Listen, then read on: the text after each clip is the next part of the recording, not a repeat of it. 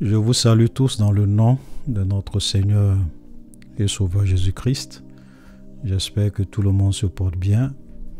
Voilà, nous sommes dans la deuxième partie de notre capsule numéro 3, où nous étions en train de répondre à une question très importante et en même temps une question très difficile.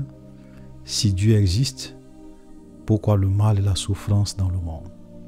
Voilà. Et donc, dans la première partie de cette capsule, numéro 3, nous avons d'abord donné une première vérité, c'est que ce n'est pas Dieu qui a créé le mal, ce n'est pas Dieu qui a créé la souffrance dans le monde. Dieu a créé un monde parfait. Et à la fin de la création, quand Dieu a créé le monde en 6 jours, à la fin, il a dit, tout était très bon. Ok? Donc Dieu n'a pas créé le mal. C'était la première vérité que nous avons expliquée. La deuxième des choses que nous avons eu à dire, nous avons expliqué l'origine du mal. Voilà. Donc le mal vient du libre arbitre. C'est-à-dire que Dieu nous a créés avec une liberté, il nous a donné une volonté. Et donc ce sont les choix que nous faisons, ou bien c'est le choix que l'homme a fait en désobéissant à l'ordre express de son Créateur qui a introduit le mal dans le monde. Donc l'origine du mal, nous l'avons expliqué. Et nous avons également expliqué que c'est l'homme qui a introduit le mal et la souffrance dans le monde par sa désobéissance.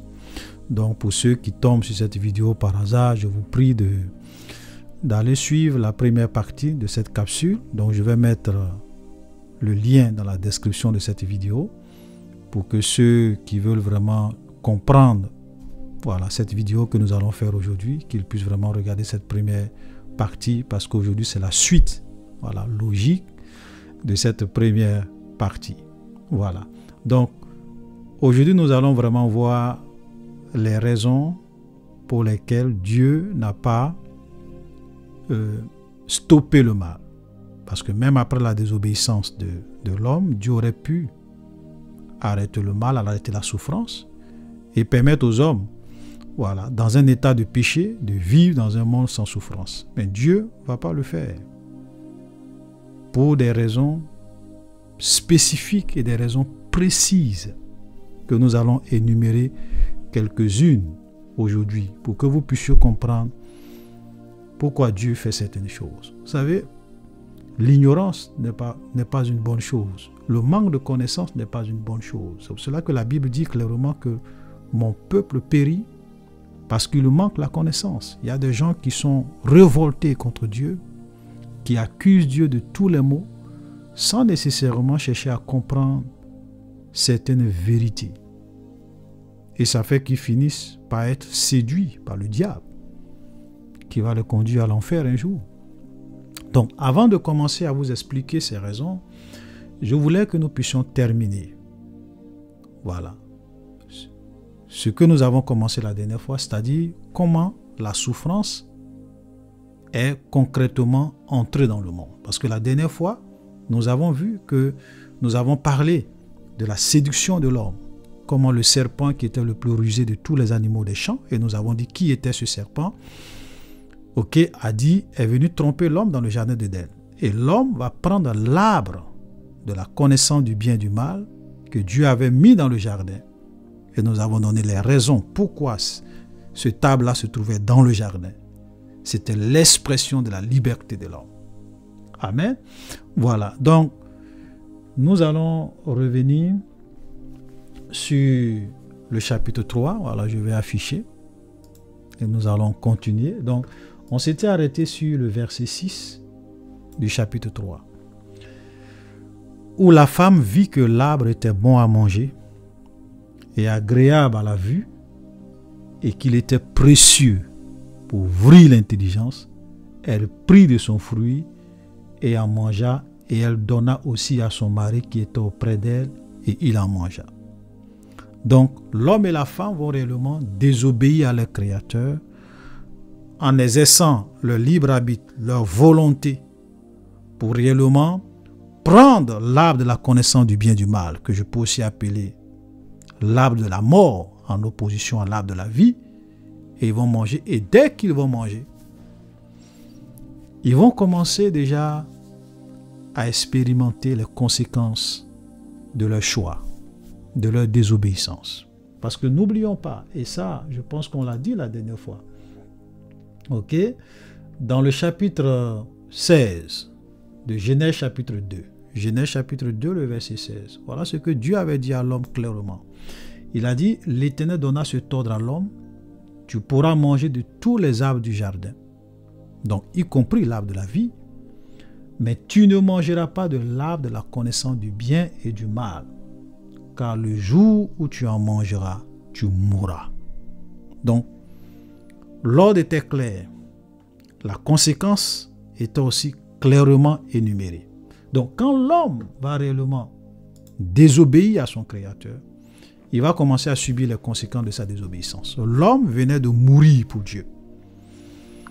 Quand on parle ici, quand Dieu dit à l'homme, le jour où tu vas manger, tu vas mourir, certaines personnes m'ont dit, oui, mais quand l'homme a mangé, l'homme a vécu des années, l'homme n'est pas mort le même jour, tu fais erreur. Le jour où l'homme a mangé l'arbre de la connaissance du bien et du mal, l'homme venait de mourir pour Dieu. Et la mort dont Dieu parle, c'est la mort spirituelle. Et la mort spirituelle, c'est la séparation éternelle avec Dieu. Ce que, dans le livre de l'Apocalypse, nous appelons la seconde mort. C'est de cette seconde mort que Dieu parlait. C'est-à-dire que l'homme était désormais séparé de Dieu. Alléluia. C'est ça la mort, la véritable mort. C'est-à-dire que tu es coupé de ton intimité, de ta relation. Tu es coupé de celui qui est la source de vie. Donc quand l'homme mange l'arbre de la connaissance du bien et du mal, il meurt. Et donc cette mort spirituelle, cette séparation avec son Créateur, va commencer à manifester ses effets. Parce que n'oublions pas, et ça j'aimerais le dire à tous ceux qui veulent savoir, la souffrance et même la mort physique n'est qu'une conséquence. La mort physique n'est qu'une conséquence de la mort spirituelle. L'homme meurt, l'homme est désormais appelé à mourir physiquement parce que l'homme était déjà mort spirituellement. Et donc nous allons voir les conséquences. Quand l'homme a mangé, la mort est entrée dans le monde. Et voici les conséquences. Verset 7.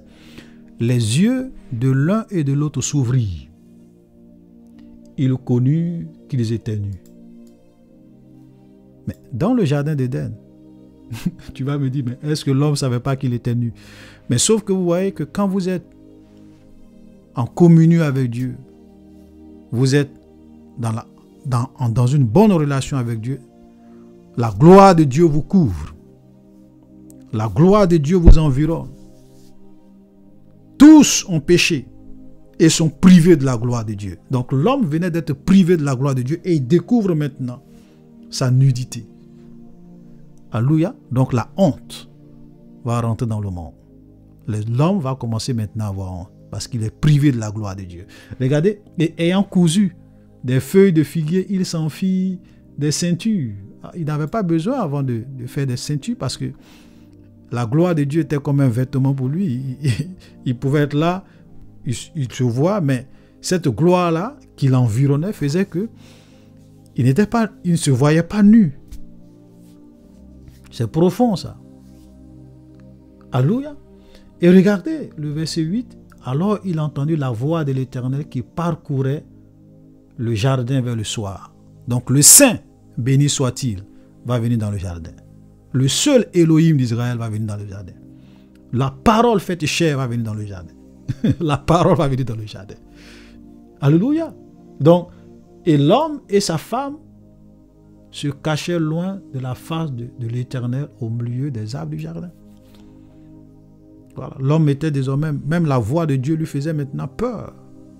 Donc, la honte rentre, la peur rentre. Vous voyez que tout ça, ce sont déjà les conséquences de la désobéissance de l'homme qui commence comme cela. Alléluia. Mais l'Éternel Dieu appela l'homme et lui dit, où es-tu? Verset 10. Donc Dieu vient et il pose une question à l'homme. Regardez la réponse de l'homme. J'ai entendu ta voix dans le jardin, j'ai eu peur parce que je suis nu et je me suis caché. Avant, l'homme n'avait pas peur. Donc la honte rentre. La peur entre. Vous comprenez? Il dit, j'ai eu peur. Mais pourtant, ce Dieu venait toujours dans le jardin d'Éden. Tu n'as jamais eu peur. Vous voyez comment le péché sépare l'homme de son Créateur. Le mal sépare l'homme de son Créateur. Quand tu vis dans le péché, même la voix de Dieu te fait peur. La parole de Dieu te fait peur. La vérité de Dieu te fait peur. Alléluia. Les conséquences du péché. Et il va dire, j'ai eu peur. Et maintenant, Dieu lui pose une question. Dieu lui dit, qui t'a appris que tu es nu? Qui t'a appris ça? Est-ce que tu as mangé de l'arbre dont je t'avais défendu de manger? Dieu lui pose une question. Il fait comme s'il ne sait pas. Et vous voyez, quand Dieu te pose une question, comme j'aime souvent le répéter, ce n'est pas parce qu'il cherche une information. Quand Dieu te pose une question, il ne cherche pas une information. Souvent, Dieu pose des questions pour voir ce que tu vas dire. Regardez la réponse de l'homme. Et cette réponse de l'homme, c'est la réponse de tous les hommes aujourd'hui. De la plupart des hommes. Ça, c'est une marque de l'homme. Ça dit que l'homme aime souvent mettre sur les autres, ok, les conséquences de ses actes. L'homme n'aime pas assumer. Même aujourd'hui, c'est pareil. Oui, si le mal existe, c'est Dieu. Si la souffrance existe, c'est Dieu. Pourquoi Dieu a créé le mal? Pourquoi Dieu est un Dieu bon, un Dieu qui est rempli d'amour, peut permettre à la souffrance, les cancers, les tremblements de terre, les maladies, la mort, les génocides, la famine? L'homme répondit, la femme que tu as mise auprès de moi m'a donné de l'arbre et j'en ai mangé. En un mot, Dieu, c'est toi le responsable. Parce que c'est toi qui as mis cette femme-là auprès de moi. Oui, et c'est ce qui se passe aujourd'hui. Quand les gens sont en train souvent de vivre les conséquences de leurs actes, la personne qu'ils trouvent à blâmer, c'est Dieu. La femme que tu as mise auprès de moi. Pourtant, nous nous souvenons très bien que c'est ce même Adam-là. Quand Dieu a amené, parce que comme je l'ai dit, quand Dieu a créé la femme, Dieu n'a pas forcé l'homme à marier la femme. Dieu ne lui a pas imposé une femme. D'abord, Dieu l'a créé seul. Et c'est lorsque il a exprimé le besoin qu'il était seul, il a senti le besoin qu'il était seul, que Dieu va créer une femme pour lui. Et Dieu va amener la femme vers l'homme.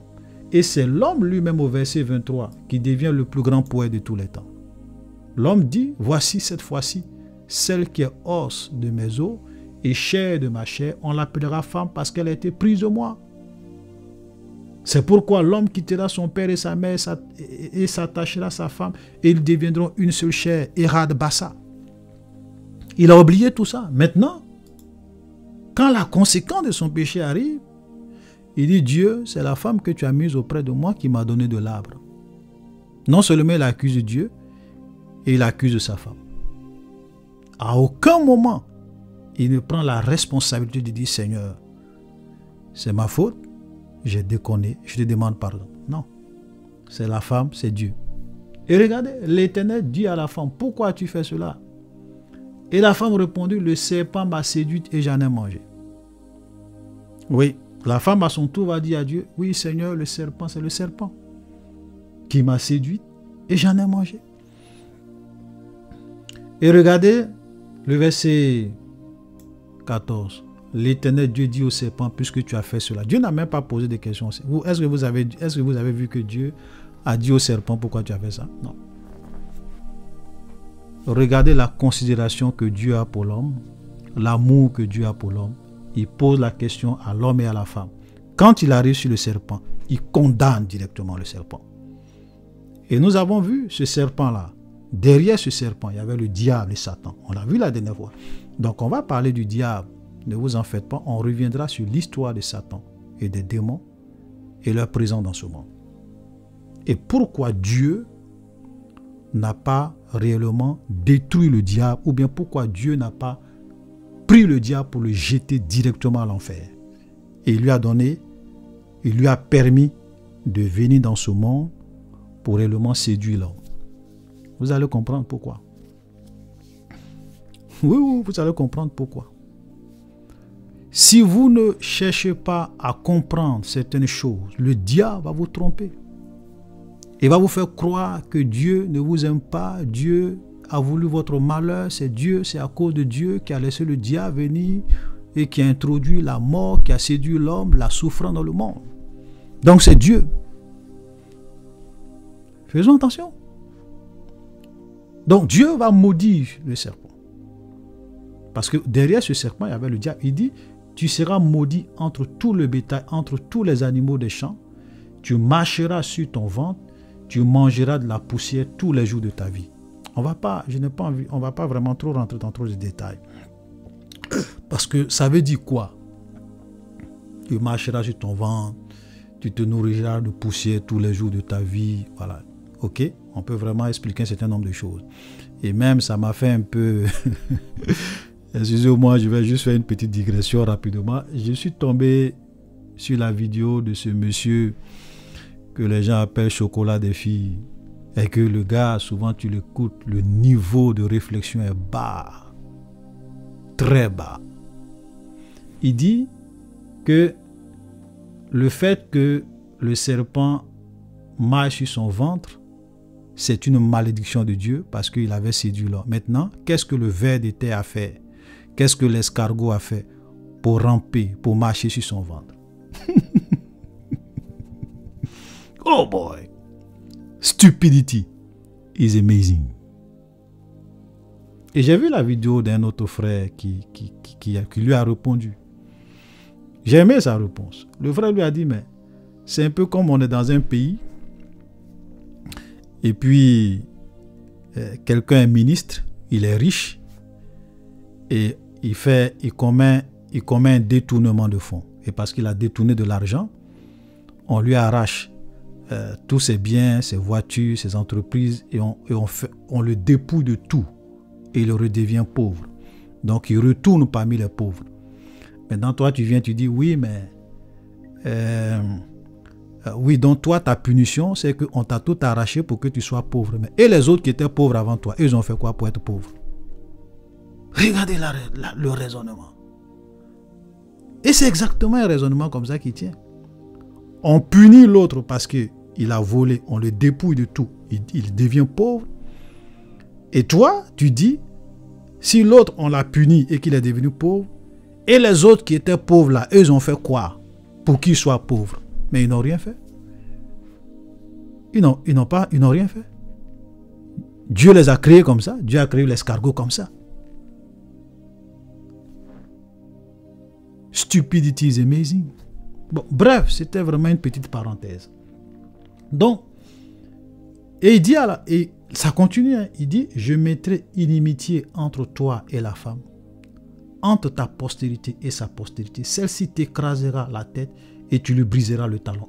Retenez très bien le verset 15, parce qu'on va revenir là-dessus, parce que ce qui est dans le verset 15, la postérité qui doit venir pour écraser la tête du serpent, c'est l'une des raisons qui fait que Dieu n'a pas stoppé le mal. Dieu n'a pas stoppé la souffrance. Mais on va revenir sur ça, voilà, puisqu'on est en train de voir les conséquences. Verset 16, il dit à la femme,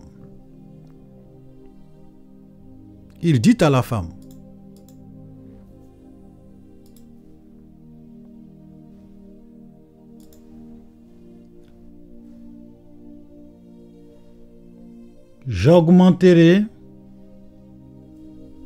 la souffrance de tes grossesses. Le mot souffrance apparaît ici. Donc vous voyez que la souffrance la douleur, la honte est la conséquence de la désobéissance de l'homme.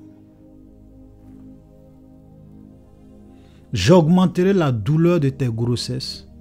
Tu enfanteras avec douleur, souffrance, douleur, et tes désirs se porteront vers ton mari, mais il dominera sur toi. Donc, la souffrance, la douleur, le chaos, la confusion, la mort, la mort spirituelle, la mort physique, n'est rien d'autre que la conséquence de la désobéissance de l'homme. Dieu n'a pas créé un monde pour que les gens viennent souffrir. Assumons les conséquences de nos actes. C'est trop facile de blâmer Dieu et de trouver en Dieu un bouc émissaire pour tous les problèmes et les misères du monde. L'homme a introduit dans le monde la souffrance, l'homme a introduit dans le monde la douleur, l'homme a introduit dans le monde la honte. Tout ce que vous pouvez imaginer, c'est la conséquence du péché de l'homme. Et il dit à l'homme, puisque tu as écouté la voix de ta femme et que tu as mangé de l'arbre au sujet duquel je t'avais donné cet ordre. Vous savez, les femmes sont très puissantes. Parce qu'un homme qui aime sa femme va toujours écouter la voix de sa femme. Si tu n'es pas sage, et si tu ne fais pas attention, si tu aimes ta femme plus que Dieu, tu vas écouter la voix de ta femme, parce que les femmes ont cette capacité, cette force de persuasion. Quand la femme a mangé l'arbre de la connaissance du bien et du mal, et que la femme a tendu à l'homme, l'homme savait qu'il ne devrait pas manger. Vous savez pourquoi il a mangé? Par amour pour sa femme. Il aimait tellement Ève. Il savait que tout ce que le diable disait était faux. Mais tellement qu'il aimait sa femme, quand elle lui a tendu le fruit de l'arbre de la connaissance du bien et du mal. Ce n'est pas nécessairement une pomme. Hein. Ceux qui veulent faire croire que c'est une pomme que l'homme a mangée dans le jardin d'Éden, c'est du trash. La Bible n'a jamais dit que c'est une pomme. Mais quand la femme lui a tendu, il n'a pas pu dire non. Il dit, je t'aime trop. Si je veux paraphraser, il dit, je t'aime trop. Si on doit mourir, on va mourir ensemble. Et il a pris la manger. C'est pour cela que Dieu lui fait cette reproche. Dieu lui dit, puisque tu as écouté la voix de ta femme. Dieu ne lui dit pas, puisque tu as écouté la voix du serpent. Dieu ne lui dit pas, puisque tu as écouté la voix du serpent. Puisque tu as écouté la voix de ta femme et que tu as mangé de l'arbre au sujet duquel je t'avais donné de cet ordre, tu ne mangeras point, le sol sera maudit à cause de toi. Donc, la malédiction va rentrer dans le monde. Le sol va être maudit, la terre va être maudite. Donc, nous sommes dans un monde qui est sous la malédiction. Et cette malédiction n'est rien d'autre que la conséquence du péché de l'homme, de la désobéissance de l'homme. Douleur, souffrance, honte, peur, malédiction. Conséquence de la désobéissance de l'homme. C'est à force de peine que tu en tireras ta nourriture tous les jours de ta vie. L'homme n'était pas appelé à travailler dur pour manger. Dieu a tout créé, Dieu a tout mis à sa disposition. Même le fait que Dieu le met dans le jardin pour qu'il garde le jardin. Le travail que Dieu lui avait donné de régner, de dominer, c'était quelque chose qui devrait produire son épanouissement. Ce n'était pas un travail qui devrait asservir l'homme. Mais parce que le péché est entré dans le monde, désormais, c'est à force de peine que tu en tireras ta nourriture tous les jours de ta vie. Il te produira des épines, des ronces, c'est-à-dire que tu vois, même les épines, les mauvaises herbes, les moustiques, tout ce que vous pouvez imaginer de mauvais. Conséquence du péché de l'homme. Et tu mangeras de l'herbe des champs. C'est à la sueur de ton front que tu mangeras du pain. La labeur, la souffrance, les corvées, jusqu'à ce que tu retournes dans la terre d'où tu as été pris, car tu es poussière et tu retourneras à la poussière. Donc, j'ai fait cette longue lecture simplement pour que vous puissiez comprendre que ce que les gens appellent souffrance, ce que les gens appellent misère, ce que les gens appellent douleur, tout le chaos, conséquence de la désobéissance et de la rébellion de l'homme envers son Créateur. Vous avez le péché, la résistance, la désobéissance, même une petite désobéissance à l'ordre de ton Créateur. C'est grave. La Bible nous dit dans 1 Samuel 15, je vais lire 1 Samuel 15, verset 23.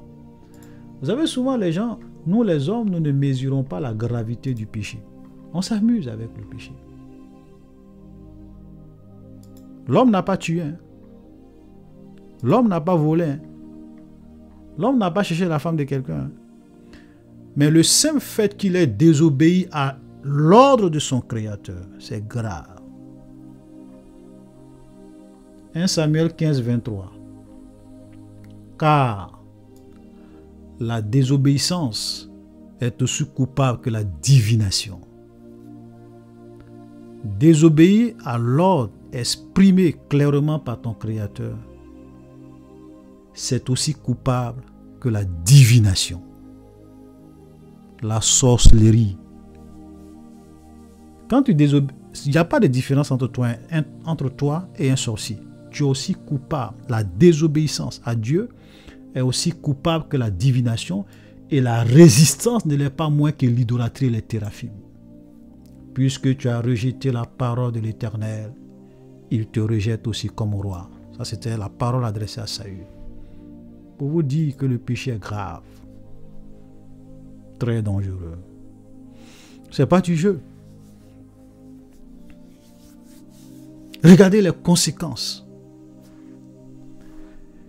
Et je vais citer ce verset pour que vous puissiez comprendre que Dieu est bon.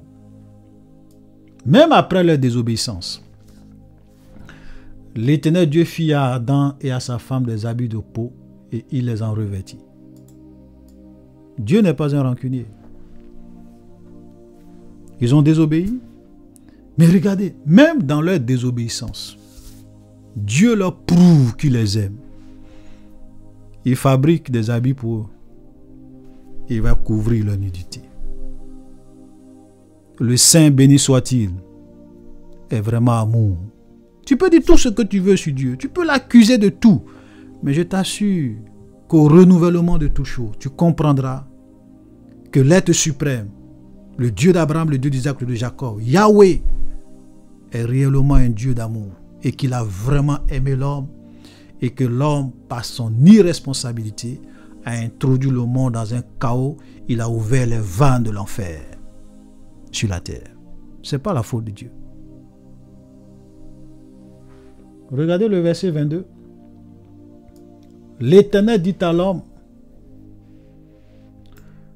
l'Éternel dit, voici, l'homme est devenu comme l'un de nous. L'homme est devenu comme l'un de nous. Dans quel domaine? Parce qu'il y a des gens qui ne comprennent rien. Oui, la Bible dit que nous sommes des dieux. Celui qui a dit que l'homme est devenu comme un dieu, c'est Dieu lui-même. Mais il précise dans quel domaine l'homme est devenu comme Dieu. Pour la connaissance du bien et du mal. Puisqu'il a décidé de s'émanciper de son Créateur, maintenant l'homme a voulu, par la désobéissance, avoir la connaissance du bien et du mal. Parce qu'il ne voulait pas dépendre totalement de Dieu pour que Dieu le guide dans ce qui est bien, dans ce qui est mal. Il voulait s'émanciper. Donc Dieu lui dit, pour la connaissance du bien et du mal. Mais regardez, empêchez-le maintenant d'avancer sa main, de prendre l'arbre de vie, d'en manger, de vivre éternellement. Donc c'est Dieu lui-même qui va empêcher l'homme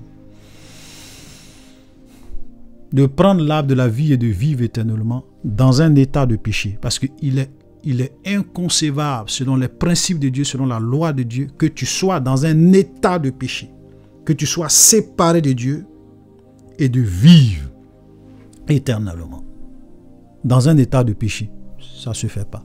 Car le salaire du péché, c'est la mort. La Bible dit, le salaire du péché, c'est la mort. Donc l'homme ne pouvait pas vivre éternellement. Et Dieu va l'empêcher. Tu vas me dire, est-ce que si l'homme prenait l'arbre de la vie, il allait vivre éternellement? Oui. Parce que Dieu n'est pas un menteur. Je vous l'ai dit. J'ai dit que quand Dieu a mis l'arbre de la vie au milieu du jardin, si l'homme avait fait le choix de prendre l'arbre de la vie et d'en manger, l'homme allait vivre éternellement. Dieu ne ment pas. Mais l'homme a fait le choix de laisser la vie et de prendre l'arbre de la mort, et donc il va mourir. Tu ne peux pas avoir la vie et la mort en même temps. Alléluia. Donc, voici ce qui s'est passé. Donc, je pense que ça, quand on voit ça, c'est clair. L'homme a introduit le mal, la douleur, la souffrance, le chaos, la malédiction. L'homme a ouvert les vannes de l'enfer dans un monde parfait que son Créateur lui avait donné. Voilà, soyons vraiment clairs sur ça. Donc, Dieu est un Dieu d'amour. Il n'a pas voulu que l'homme souffre. Maintenant, la vraie question, oui, frère Olivier, pourquoi Dieu, malgré tout ça, Dieu n'a pas mis un terme à la souffrance? Parce que moi, je ne suis pas Adam. Moi, je ne suis pas Ève. Moi, je souffre. Pourtant, ce n'est pas moi, j'ai mangé l'arbre de la connaissance du bien et du mal. Je subis les conséquences. Dieu aurait pu dire, bon, c'est vrai, ils ont désobéi, mais pour les générations à venir, je vais quand même stopper le mal, stopper la souffrance. Même si les hommes qui allaient venir allaient naître dans un état de péché, mais je vais quand même les préserver, les empêcher de souffrir. Nous allons te donner les raisons pourquoi Dieu permet à la souffrance d'exister et de continuer d'exister dans ce monde. Écoute-moi très bien. D'abord, je t'annonce une très bonne nouvelle. La souffrance prendra fin un jour. La souffrance n'est pas éternelle. Vous savez, Dieu, il a un plan. C'est le plus grand architecte de tout l'univers. Je ne parle pas du grand architecte de la franc-maçonnerie. Le véritable architecte, le véritable planificateur, l'omniscient, l'omnipotent, c'est Dieu lui-même. Et Dieu mettra un jour fin à la souffrance des hommes. Donc la souffrance n'est pas éternelle. Ça, je voulais déjà te rassurer sur ça. Parce que c'est une très bonne question. Quelqu'un peut se dire, est-ce que les hommes vont continuer à souffrir, à souffrir, à souffrir? Non. La souffrance prendra fin un jour. Les ténèbres ne régneront pas toujours. Regardez, parce que la Bible nous dit qu'il y a un temps pour tout. Ésaïe, on va d'abord lire Ésaïe avant d'aller dans Ecclésiaste. Ésaïe, chapitre 9. Mais les ténèbres ne régneront pas toujours sur la terre où il y a maintenant des angoisses. Ça, c'est une vérité. Le temps arrive où Dieu mettra un terme, où Dieu mettra fin à toute souffrance dans le monde. Le monde dans lequel nous sommes sera détruit. Et Dieu va réellement créer un nouveau ciel et une nouvelle terre où régnera la justice.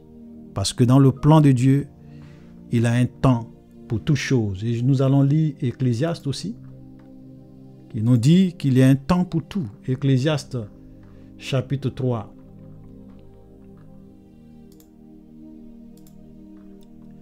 Il y a un temps pour tout. Il y a un temps pour tout. Un temps pour toutes choses sous les cieux. Un temps pour naître et un temps pour mourir. Un temps pour planter, un temps pour arracher. excusez-moi, ce qui a été planté, un temps pour tuer, un temps pour guérir, un temps pour abattre, un temps pour bâtir, un temps pour pleurer, un temps pour rire, un temps pour se lamenter et un temps pour danser, un temps pour lancer des pierres et un temps pour ramasser des pierres, un temps pour embrasser et un temps pour s'éloigner des embrassements, un temps pour chercher, un temps pour perdre, un temps pour garder, un temps pour jeter. Donc il y a un temps pour toutes choses. Sous les cieux, il y a un temps. Donc il y a un temps où Dieu mettra un terme à la souffrance des hommes. Dieu dans son plan général, a prévu un temps où la souffrance prendra fin, où les hommes qui auront réellement placé en lui leur confiance ne connaîtront pas la souffrance. Je vais vous lire Apocalypse chapitre 20. Alléluia. On peut même déjà commencer au chapitre 7 avant d'aller au chapitre 20. Voilà, Apocalypse chapitre 20, 7 à partir du verset 14. Mais on peut même déjà commencer à lire. Ça, c'est ce que Jean va voir. Il dit, je regardais, voici, il y avait une grande foule que personne ne pouvait compter, de toute nation, de toute tribu, de tout peuple, de toute langue. Ils se tenaient devant le trône de Dieu, devant l'agneau, revêtis de robes blanches. Donc Jean voit dans sa vision, parce que frère, laisse-moi te dire, nous les hommes, nous voyons les choses à court terme. Dieu, il a une vision beaucoup plus grande pour l'humanité. Il a un projet beaucoup plus immense, beaucoup plus grand pour l'humanité. C'est pas, souvent c'est malheureux de prendre tes 70 ans, tes 80 ans, tes 20 ans, tes 100 ans, tes 120 ans d'existence dans ce monde qui n'est qu'une fraction de seconde dans le plan immense de Dieu et de penser que Dieu ne t'aime pas. C'est pour cela que, écoute-moi très bien, pourquoi Dieu n'a pas stoppé le mal? Dieu va stopper le mal, mais il a prévu un temps où il mettra un terme à la souffrance des hommes. Parce qu'il a un plan beaucoup plus grand. Tous ceux qui vont réellement exercer leur libre arbitre, exercer leur volonté, pour placer leur foi et leur confiance dans le Fils de Dieu, dans le sacrifice ultime du Fils de Dieu, qui sont de toute langue, de toute tribu, de tout peuple, de toute langue. Jean les a vus, il dit personne ne pouvait les compter, des milliards et des milliards d'individus. Ils se tenaient devant le trône blanc. Et regardez le verset 14. Il dit, mon Seigneur, tu le sais, parce qu'il y a un vieillard qui va demander à Jean, ces gens-là qui ils sont? Jean dit, c'est pas. Il dit, mon Seigneur, tu le sais. Et Jean, et le monsieur va lui dire, ce sont ceux qui viennent de la grande tribulation. Ils ont lavé leurs robes, ils les ont blanchis dans le sang de l'agneau. Regardez, c'est pourquoi celui qui est devant le trône de Dieu, c'est pour cela qu'ils sont devant le trône de Dieu et qui le servent jour et nuit dans son temple. Celui qui est assis sur le trône dressera sa tente sur eux. Regardez le verset 16. Il n'aura plus faim, ils n'auront plus faim. Ils n'auront plus soif. Le soleil ne les frappera point, ni aucune chaleur. En un mot, ils ne connaîtront plus aucune souffrance. Ils seront dans un monde parfait, où la faim, où la soif, où la chaleur, où la douleur n'existera plus. Apocalypse 20. Il y a un monde qui arrive. Un monde extraordinaire. Apocalypse chapitre 20. Jean voit tout ça. Puis je vis descendre, 21, excusez-moi, voilà, Apocalypse chapitre 21. Puis je vis un nouveau ciel et une nouvelle terre, car le premier ciel, la première terre avait disparu et la mer n'était plus. Il y a un monde qui arrive. Dieu est le créateur. Le monde, ce monde de péché, ce monde de douleur va prendre fin. Et nous allons entrer dans un autre monde. Un nouveau ciel, une nouvelle terre. Et la Bible nous dit, dans le verset 4, quelque chose de fort en rapport avec la souffrance. Il dit, il essuiera, c'est-à-dire que Dieu essuiera toute larme de leurs yeux. La mort ne sera plus.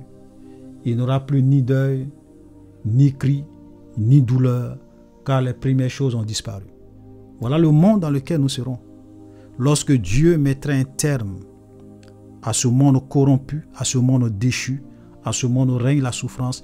Il va créer un nouveau ciel, il va créer un nouveau monde. Et dans ce monde, il n'aura que des larmes de joie. Et Dieu essuiera toute larme de joie de nos yeux.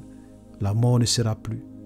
Puisque c'est par le péché que la mort est entrée dans le monde.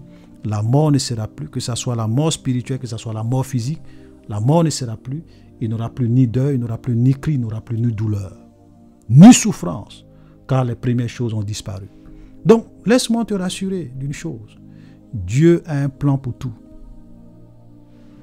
La souffrance n'est pas éternelle. Le mal n'est pas éternel. La douleur n'est pas éternelle. Et laisse-moi te dire, vous savez, je voudrais te dire une chose qui est très importante. La vie des hommes sur la terre, l'existence humaine sur terre, n'est qu'une fraction de seconde dans le plan global de Dieu. Écoute-moi bien. Même si les hommes vivent 10 000 ans, 20 000 ans, 7 000 ans, 6 000 ans, toute l'histoire de ce monde de souffrance, de ce monde de chaos, toute l'histoire des hommes dans ce monde de douleur n'est qu'une fraction de seconde dans le plan global de Dieu. Parce que l'éternité, frère, ce sont des milliards et des... Le monde que je viens de te décrire, où il n'y aura plus la mort, où il n'y aura plus le deuil, il n'y aura plus de douleur, il n'y aura plus de souffrance, car les premières choses ont disparu. C'est un monde où nous allons vivre pendant des milliards, des milliards, des milliards, des milliards et des milliards d'années. Tu n'as aucune idée. Le temps de vie sur terre n'est rien d'autre. Je n'ai même pas envie de dire une seconde. C'est une fraction de seconde devant ce plan global. Amen. C'est comme une goutte d'eau dans la mer devant ce plan global. Et si Dieu permet à la souffrance d'être dans ce monde pendant cette fraction de seconde de l'existence des hommes, c'est pour une raison. Et je vais te donner quelques raisons. Écoute-moi bien. Parce que nous les hommes, vous savez ce qui fait souvent mal avec nous les hommes, c'est que notre ignorance souvent nous pousse à accuser notre Créateur de ce que nous ignorons. Et le diable se sert de notre ignorance pour nous révolter contre notre Dieu, pour nous amener à nous éloigner de Dieu, parce que nous ne comprenons pas les choses de Dieu. Et nous ne sommes pas suffisamment humbles pour nous rabaisser, pour comprendre certaines vérités du Créateur. Et Satan arrive à nous séduire et à nous séparer de notre Créateur, comme il a fait dans le Jardin d'Éden. Écoute-moi bien. Parce que tu es là, tu dis, oui, oh Dieu, pendant mes 20 ans, mes 70 ans, mes 80 ans, mes 100 ans de vie sur la terre, pourquoi la mort, pourquoi la souffrance, pourquoi nous souffrons, les cancers, les maladies, la douleur, pourquoi? C'est une fraction de seconde dans le plan global de Dieu. Le monde qui arrive, c'est un monde qui est meilleur. Et si Dieu permet à ce que tu souffres, c'est pour que, écoute-moi bien, si Dieu permet à ce que tu souffres et que la souffrance continue d'exister dans ce monde, c'est pour que tu sois un jour dans ce monde parfait. Je vais t'expliquer pour toi, ne te presse pas. Dieu préfère que tu souffres dans ce monde, qu'il y ait le chaos, le désordre pendant cette fraction de seconde par rapport à son plan global, parce qu'il t'aime, il veut un jour que tu rentres dans ce monde meilleur. Et si la souffrance n'existait pas, et s'il avait mis un terme à la souffrance, tu n'allais pas pouvoir entrer dans ce royaume. Écoute-moi bien. Je vais te donner quelques raisons. On va avoir au moins 6 raisons pourquoi Dieu n'a pas stoppé le mal. 6 raisons. La première raison, c'est que Dieu n'est pas un menteur. Dieu n'est pas un menteur. Et je te ramène sur ce verset. Genèse chapitre 2. Le verset 16 à 17. Je vais même commencer, pour des besoins de temps, on va commencer par le verset 17.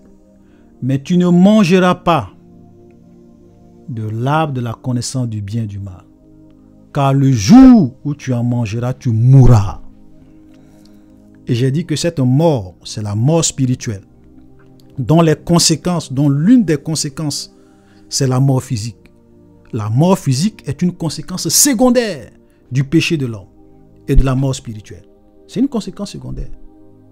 Mais le jour où l'homme a mangé, l'homme était mort pour Dieu. C'est pour cela qu'il a commencé à avoir peur, la honte, la douleur. Tout ça est rentré dans le monde le même jour. Ok? La terre a été maudite. Dieu dit à l'homme, le jour que tu vas manger, tu vas mourir. Maintenant, je vous pose une question.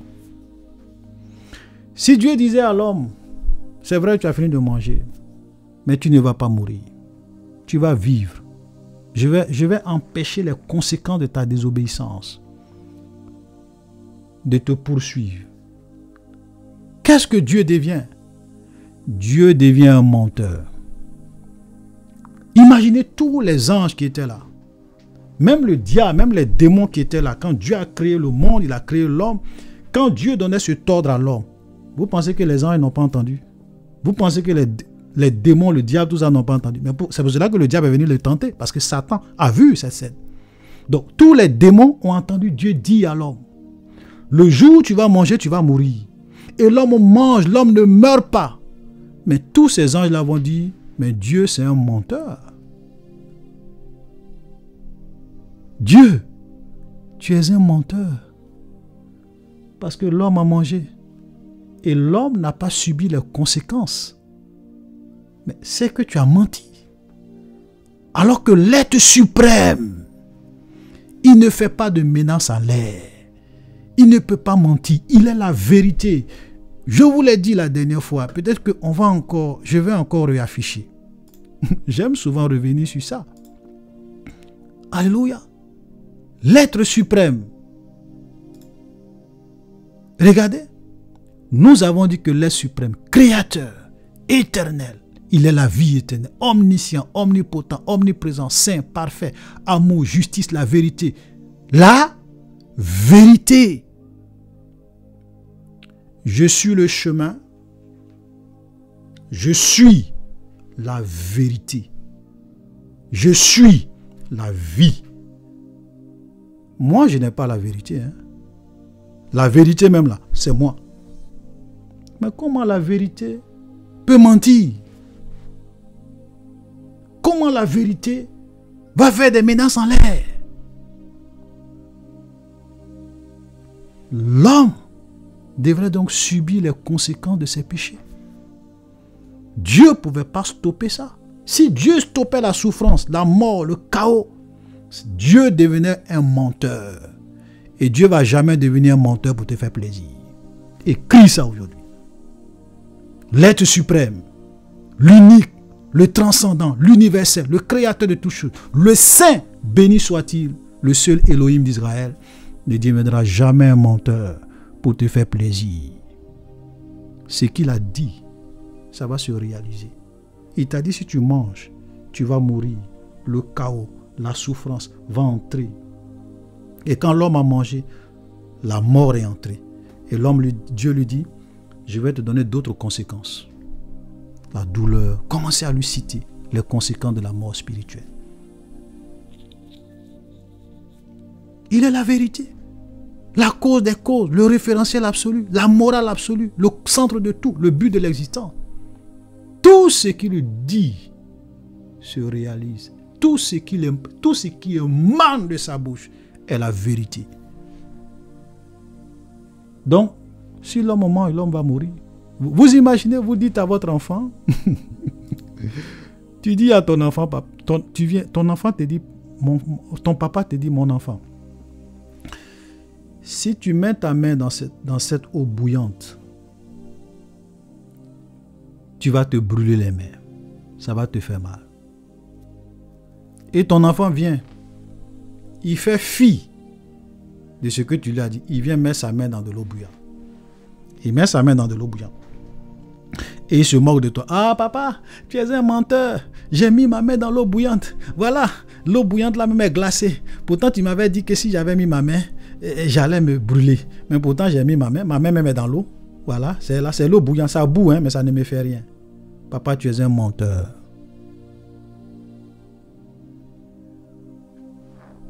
Donc pourquoi tu veux que Dieu empêche, stoppe le mal et la souffrance dans le monde? Pourtant il a dit à l'homme, Dieu n'a pas stoppé le mal, car Dieu n'est pas un menteur.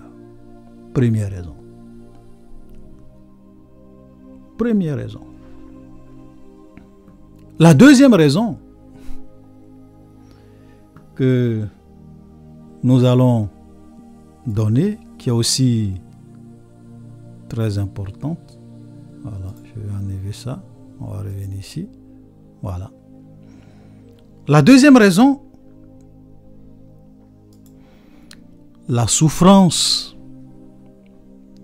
permet aux hommes de se tourner vers le Créateur et d'être sauvés. Si nous étions dans un monde où la souffrance n'existe pas, où la douleur n'existe pas, et que l'homme est dans un état de péché, comment l'homme allait un jour se souvenir, s'approcher de son Créateur? Ça allait être impossible. Donc, par la souffrance, le fait que Dieu permet, Dieu n'a pas stoppé la souffrance dans le monde pendant cette fraction de seconde de son plan global, c'est pour que dans ce monde déchu, dans ce monde de péché, que les hommes puissent réellement, écoutez-moi très bien, par la souffrance, par toutes ces épreuves qu'il traverse, ces difficultés, que l'homme se tourne vers son Créateur pour son salut. Pour que l'homme puisse entrer, venir vers son Créateur et entrer dans ce monde où Dieu mettra un terme à la souffrance pour que l'homme soit sauvé. Donc la souffrance est très importante dans ce monde déchu. Et je sais que même si toi-même tu rentres au plus profond de toi-même, tu es venu à Dieu parce que tu traversais des moments de souffrance. Tu es venu à Dieu parce que tu as pris conscience de l'éternité. Tu es venu à Dieu, certains même parce qu'ils étaient malades, certains même parce qu'ils passaient par des difficultés. Donc, les difficultés, la souffrance ont permis à des milliers de personnes de réellement revenir à leur Créateur. Vous savez, quand vous lisez dans la Bible, l'histoire que nous aimons très souvent, qu'on appelle l'histoire de l'enfant prodige. Je vous pose une question. Pourquoi l'enfant prodige est revenu vers son père? Qu'est-ce qui a fait qu'il est revenu vers son père? On va lire un peu cette histoire. Ça va vous permettre de comprendre. Et ça se trouve dans Luc chapitre 15. C'est une histoire qui est révélateur et qui peut nous permettre de comprendre pourquoi Dieu permet à la souffrance d'exister. Luc chapitre 15. Luc chapitre 15, à partir du verset 1. Bon, on peut même commencer à lire. Hein. Regardez ce que Dieu met. À partir du verset 3, c'est très. Il dit, mais il leur dit cette parabole. Quel homme d'entre vous, s'il a 100 brebis et qu'il en perd une, ne laissera les 99 autres dans le désert pour aller après celle qui est perdue jusqu'à ce qu'il la trouve? L'homme était perdu pour Dieu par sa désobéissance. Il était mort pour Dieu. Dieu, dans son amour, veut réellement venir chercher ses brebis perdues. Comment il le fait? Si la souffrance n'existe pas, si les difficultés n'existent pas. Et regardez, il dit, lorsqu'il l'a trouvé, il la met avec joie sur ses épaules. Et de retour à la maison, il appelle ses voisins, tout ça. De même, je vous le dis, il y a plus de joie dans le ciel pour un seul pécheur qui se repent que pour 99 justes qui n'ont pas besoin de repentance. Ok? Regardez ce qu'il dit. Après avoir dit tout ça là, il a plus de joie dans le ciel. Mais regardez à partir du verset. Il dit, un homme avait 2 fils. Le plus jeune dit à son père, mon père, dis-moi, donne-moi ma part de bien qui doit me revenir. Le père leur partagea son bien. Et peu de jours après, le plus jeune ayant tout ramassé, partit dans un pays éloigné où il dissipa tout son bien en vivant dans la débauche. Écoutez très bien cette parabole. Lorsqu'il eut tout dépensé, une grande famine survient dans ce pays et il commença à se trouver dans le besoin. La famine, c'est la souffrance. Le manque entraîne la souffrance. Il commença à se trouver dans le besoin.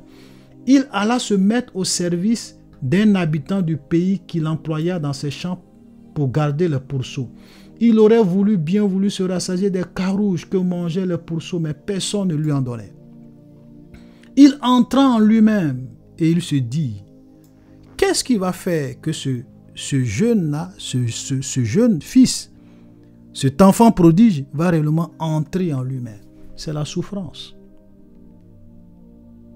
C'est la faim. C'est les difficultés. C'est la misère qui va faire qu'il va s'asseoir et il va entrer en lui-même.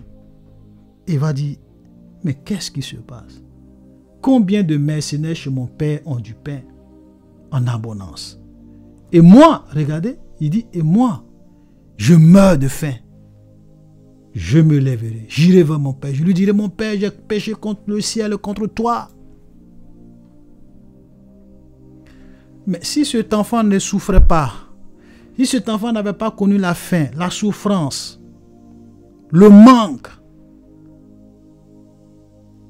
est-ce que si le mal n'existait pas, si la souffrance n'existait pas, vous êtes sûr que cet enfant allait entrer en lui-même et retourner chez son père? Jamais. Donc, à cause de la souffrance, il est rentré en lui-même et il s'est tourné vers son père. Ici, c'est l'image. Le père ici, c'est Dieu lui-même qui nous a perdus. Alléluia. Il nous a perdus. L'homme était loin de Dieu. L'homme est allé vivre loin de Dieu dans le péché. Et souvent, au travers des épreuves, au travers de la souffrance, au travers des difficultés, de la maladie, l'homme se rend compte que la vie sur terre n'est que vanité. Et l'homme se souvient de son Créateur. Voici l'une des raisons qui a fait que Dieu n'a pas voulu stopper le mal. Et Dieu permet au mal d'exister. Pour que toi, tu sois sauvé. Pour que toi, tu aies la vie éternelle. Pour que toi, pendant tes 80 ans, tes 60 ans, à un moment donné, tu viennes à ton Créateur. Combien de gens sont venus à Dieu au travers de la maladie? Combien de gens se sont convertis? Regardez même cette femme qui avait une perte de sang pendant 12 ans. La Bible dit qu'elle a dépensé tous ses biens. Qu'est-ce qui l'a conduit à Jésus? La maladie. Elle a dit, si je pouvais toucher le bord de sa robe, je serais guéri. C'est comme ça qu'elle a été sauvée. Si la maladie n'existait pas, cette femme-là n'allait jamais aller rencontrer Jésus. Qu'est-ce qui a fait que les gens venaient écouter la parole de Jésus? Et en même temps, Jésus les guérissait, les nourrissait. C'est la souffrance, la maladie, la douleur qui poussait ces gens. Et quand ils venaient, ils écoutaient la bonne parole. Et beaucoup étaient sauvés pour entrer dans le monde meilleur, pour faire partie du monde meilleur. Voici le plan de Dieu. Nous les hommes, nous sommes là. Oui, si Dieu existe. Vous pensez que la priorité de Dieu pour toi, c'est ton salut. La priorité de Dieu pour toi, c'est que tu crois en lui et que tu puisses aller au paradis. Tu puisses faire le bon choix. C'est pour cela qu'il permet toutes ces choses. Il ne met pas un terme à ça. Parce qu'il a un plan beaucoup plus grand. Ça, c'est le Dieu de la Bible. Et tout ça, pourquoi? Parce qu'il t'aime. Et quand il te retrouve, quand tu viens à lui, même au ciel, il y a plus de joie pour un pécheur qui se repent. Alléluia. Faisons attention. Vous voyez? Voilà des choses. Et je vais même encore aller plus loin. Si la souffrance n'existait pas, si nous étions dans un monde où la douleur, la souffrance n'existait pas, je vous pose une question. Comment le Fils de Dieu allait venir sur la terre, mourir pour le salut des hommes?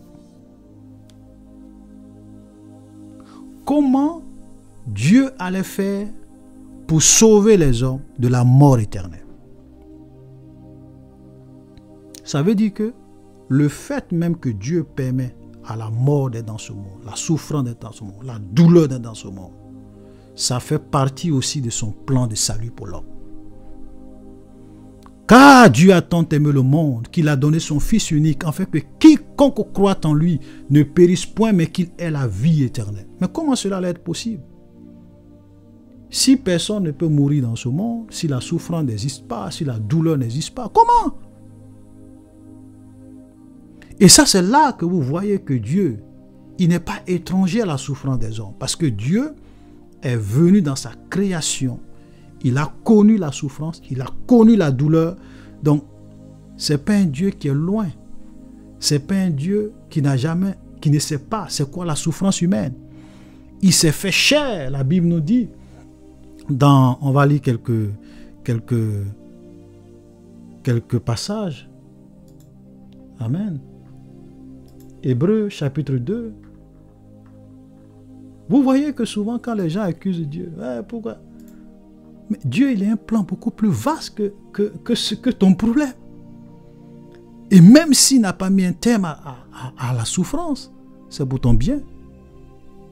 Comment tu allais sauver? Regardez. Ainsi donc, comme les enfants participent au sang et à la chair, il y a également lui-même participé, afin que par la mort, il anéantit celui qui a la puissance de la mort, c'est-à-dire le diable. Donc, vous voyez? Donc, Dieu vient dans un monde de souffrance.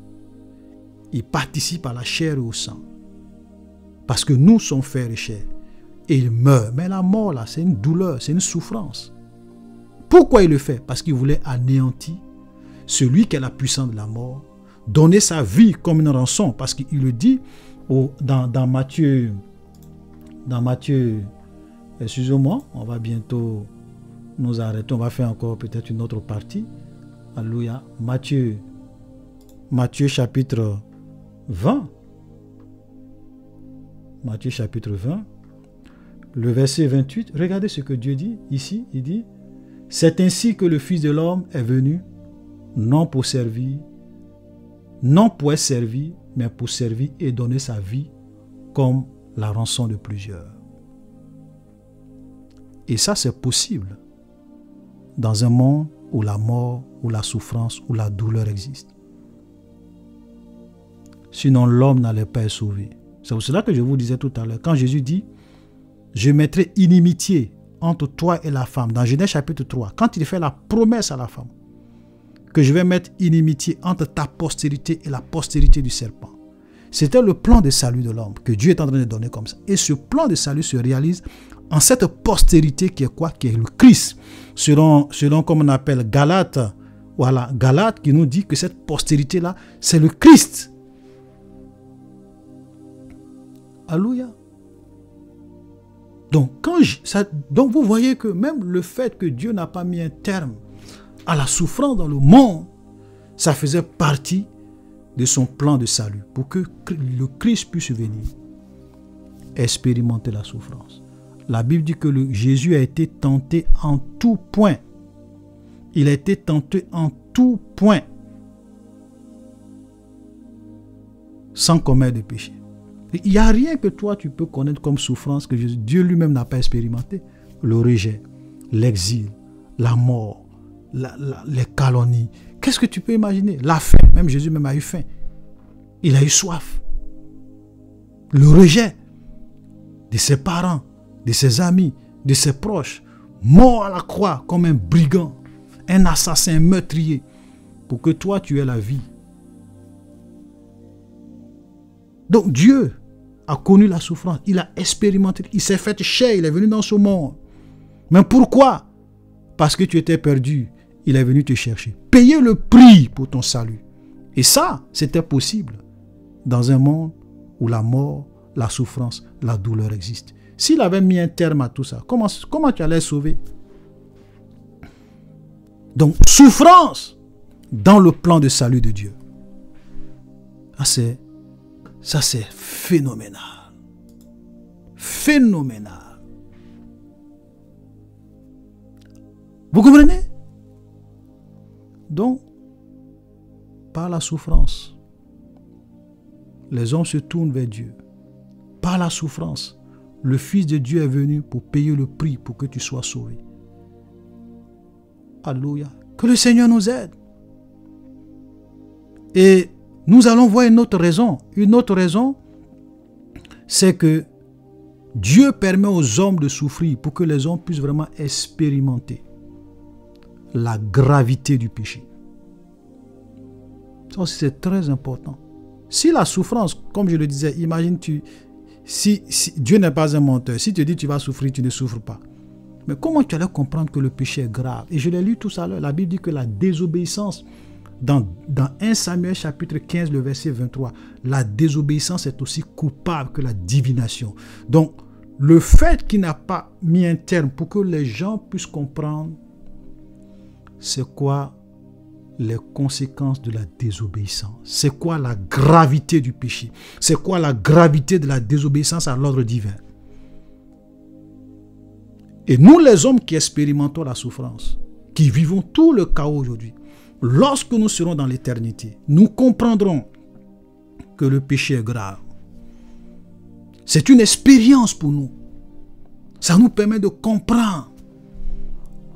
Ça nous sert de leçon. Et donc, quand nous serons dans l'éternité, nous allons totalement avoir confiance en Dieu, en sa sagesse, en sa perfection. Même si Dieu te dit, fais ça que tu ne comprends pas, sache que c'est par amour pour toi. Et cet amour, même, c'est démontré dans ce monde, parce que car Dieu a tant aimé le monde, qu'il est venu dans ce monde, il a souffert, il a payé le prix pour nous, par amour pour nous. Et nous comprenions par là que le péché est grave. Comme quelqu'un le disait, si tu veux comprendre la gravité du péché, il y a 2 endroits où il faut regarder. Le jardin d'Éden. Comme un seul péché a fait que l'homme a été chassé du jardin et le chaos est entré dans le monde. Et pour comprendre la gravité, regarde le prix que le Fils de Dieu, que Dieu lui-même est venu payer sur cette terre pour que tu sois sauvé. 2 endroits pour comprendre que le péché, ce n'est pas du jeu. La désobéissance est dangereuse. Parce que l'être suprême, il est parfait. Il est juste. Il est vrai. Ça, c'est une autre raison. Une autre raison, c'est que Dieu n'est pas un dictateur. Ça dit que Dieu continue, écoute-moi très bien, à respecter la liberté de l'homme. Dieu ne s'impose pas aux hommes. Dieu ne force pas les hommes. Il permet aux hommes d'être libres. Et dans cette liberté que nous avons pendant, comme je le dis, cette fraction de seconde de notre existence sur terre, cette liberté nous permet de choisir entre le bien et le mal, entre Dieu et le diable, entre le paradis et l'enfer, de faire des choix en toute conscience, en toute liberté. Parce que Dieu ne force personne. Dieu ne contraint pas les gens. Dieu ne veut pas qu'on soit forcé de le suivre. Il met devant nous la vie et la mort. Donc le même principe du libre arbitre, Dieu continue à réellement le respecter. Et si Dieu nous respecte nos libertés, ça veut dire que nous pouvons faire des choix qui vont entraîner le mal. Tout comme nous pouvons aussi faire des choix qui vont entraîner le bien. Voici une autre raison. Alléluia. Dieu n'est pas un dictateur. Il nous donne la liberté toujours. Comme je pense que j'ai beaucoup expliqué ça. Qui veut vivre dans un monde de dictature? Personne. Donc, le fait que Dieu ne stoppe pas le mal, c'est pour que nous puissions continuer à exercer notre liberté. Parce que si Dieu veut stopper le mal, comment il peut procéder? Tu te lèves un bon matin. Tu vas aller au travail. Tu ouvres la porte ne s'ouvre pas. Parce que Dieu ne veut pas que tu sors. Ah, mais pourquoi je ne sors pas? Mais si tu sors, tu vas faire palabre avec ton patron ce matin au bureau, tu vas lui arracher une dent. Il va souffrir. Donc, comme je ne veux pas que tu puisses faire ça, je te bloque. Là, c'est la dictature. Oui. Vous voyez? Donc, souvent, Dieu, il laisse les hommes. C'est pour ça que vous avez des dictateurs, des gens qui prennent des décisions, qui massacrent des hommes. Malgré qu'ils ont une conscience. malgré que Dieu leur donne une conscience qui leur permet de juger souvent que ce qu'ils s'en vont faire là est mauvais. Mais ils le font quand même. Alléluia. Et l'une des raisons pour que Dieu permet à la souffrance de continuer d'exister, c'est parce que Dieu veut que nous puissions au travers de la souffrance lui démontrer notre amour. Oui. Dans la souffrance, c'est là que Dieu voit si tu l'aimes réellement, si tu ne l'aimes pas. C'est une preuve. Alléluia. Regardez Job. Regardez l'accusation que le diable est allé faire à Dieu pour Job. Dieu va devant. Il dit à Job, Seigneur, Job là, tu penses qu'il t'aime vraiment? C'est par intérêt qu'il te suit, qu'il te sert parce que tu l'as béni, il a tout chaud. Il ne souffre pas. Il est bien. Donc, c'est parce que tu l'as béni qu'il te sert, qu'il est avec toi. Et donc souvent par les épreuves, par la souffrance, par les tribulations, nous démontrons à Dieu notre amour véritable. C'est pour cela que Paul pouvait dire dans Romains chapitre 8, le verset 38 à 39, « Car j'ai l'assurance que ni la mort, ni la vie, ni les anges, ni les dominations, ni les hauteurs, ni les profondeurs, ni rien ne pourra nous séparer de l'amour de Christ. » Comment tu démontres ça? Dans un monde où la douleur, où la souffrance, où le rejet est possible. Alléluia. Donc voici vraiment quelques raisons que nous avons données. Dieu n'est pas un menteur. Dieu n'est pas un dictateur. Dieu permet à l'homme de comprendre la gravité de sa désobéissance. Dieu permet par la souffrance à l'homme de se tourner vers lui et vers son Créateur pour être sauvé pour l'éternité. Par la souffrance, l'homme démontre son amour à Dieu et la souffrance comme plan de salut de Dieu pour l'humanité. Alléluia. Ça, c'est la sagesse infinie de Dieu. Donc, vous voyez que souvent, quand nous sommes là dans ce monde et que nous disons pourquoi Dieu ne stoppe pas le mal, pourquoi Dieu n'arrête pas le mal, frère, tu n'es pas plus sage que Dieu, tu n'es pas plus intelligent que Dieu, tu n'es pas plus parfait que Dieu. C'est pour cela que nous devons faire beaucoup attention. Lorsque nous voulons juger l'être suprême, la Bible nous dit que autant les cieux sont élevés au-dessus de la terre, autant les voix de Dieu sont élevées au-dessus de nos voix et les pensées de Dieu au-dessus de nos pensées. Shalom, soyez bénis, que le Seigneur vous bénisse. Voilà, que sa grâce soit sur vous. Donc j'espère que nous avons fini aujourd'hui notre thème numéro 3, notre capsule numéro 3 sur si Dieu existe, pourquoi la souffrance et pourquoi le mal. Dans la troisième partie de ce thème-là, voilà, donc on n'a pas fini. Dans la troisième partie de ce thème, nous allons essayer de voir un peu le diable, les démons, leur origine et pourquoi Dieu leur a permis d'être en liberté. Je pense qu'au travers de tout ce que je viens de dire, vous pouvez savoir un peu certaines raisons, mais on reviendra là-dessus dans la troisième partie. Shalom, soyez bénis et à la prochaine. Donc nous avons toutes nos références qui sont là pour tous ceux qui veulent faire un don, qui veulent nous aider en toute liberté. Sentez-vous libre. Shalom, soyez bénis. Et à la prochaine pour la troisième partie de cette capsule numéro 3, si Dieu existe, pourquoi la souffrance. Shalom.